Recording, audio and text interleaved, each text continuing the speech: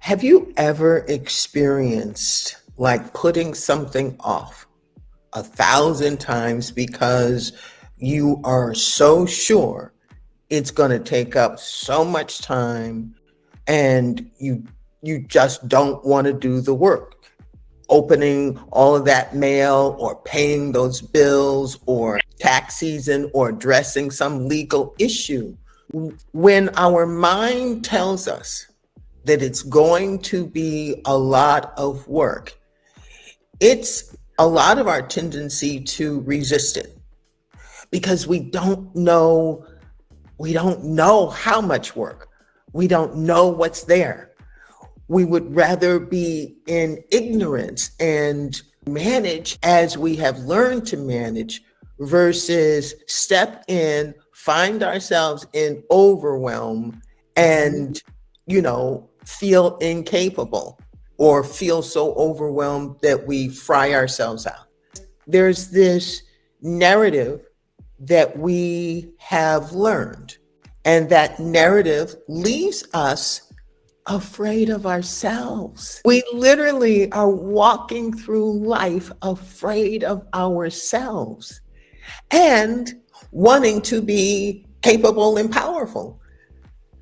So the juxtaposition of those two things creates dissonance. How can you be powerful if you were walking through life afraid of yourself? That's the reason our prompt, "Crew Up," is such a powerful way of confirming our nature and affirming our ability to step into it. Crew Up is an acronym that stands for being innately creative, resilient, empowered to choose, whole and worthy. And when we begin to let that idea marinate us, we discover that we really are creative enough to design and redesign our lives, resilient enough to weather any storm, empowered to choose and re-choose, whole and worthy. And with that openness and with that sense of affirmation, we can step into and challenge the more that we are. Then, for whatever the reason, you take a deep breath and you step into that thing that you've been avoiding, and you inevitably wind up going, "Oh, that wasn't so bad. That was easier than I thought. That was faster than I thought. Actually, I enjoyed doing it." That's the work of transformation. So that's why this community exists, because I don't like gyms, but as I age, there are exercises that I have never paid attention to because I don't like gym exercise or gym work. But I know that strength building and isometrics and resistance work is really important to my bone strength and my muscle mass. So I have to engage in it if I want those benefits. This here is the same. We come here because there's stuff we have to do. And having a dialogue with yourself, I recommend that become a skill that we develop, because you are with yourself 24/7, and most of you is under the surface of your being. And so the only way to truly step into greater and greater alignment with ourselves is to be willing to be mindful of whenever there is disturbance, and then check in, and having a dialogue with self can be as simple as, okay, so if I tell myself the truth, and just naming where you are, and then asking yourself, what is in this that I might need to see, and how might this be here to move me forward? Just asking the question makes you present and you're not running. When we are speaking, when we're doing anything, you all, it's not just speaking. It's like everything we do in our lives is really just about us. There's all these other people out here.